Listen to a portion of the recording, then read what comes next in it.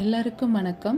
இந்த கிளைமேட்டுக்கு நம்ம பாடிக்கும் மைண்டுக்கும் நல்ல ரெஃப்ரெஷ் பண்ணக்கூடிய ஒரு கஷாயம் தான் பண்ணியிருக்கோம். அதுக்கு 5 கற்பூரவள்ளி இலை, 2 வெற்றிலை, ஒரு சின்ன துண்டு இஞ்சி, 5 மிளகு எடுத்துகிட்டு 2 கிளாஸ் தண்ணி சேர்த்துட்டு இஞ்சியை லேசாக தட்டி போட்டுட்டு கற்பூரவள்ளி இலை, வெற்றிலை ரெண்டையுமே கொஞ்சம் சின்ன சின்ன பீஸாக கட் பண்ணிவிட்டு மிளகையும் லைட்டாக தட்டி சேர்த்துக்கங்க.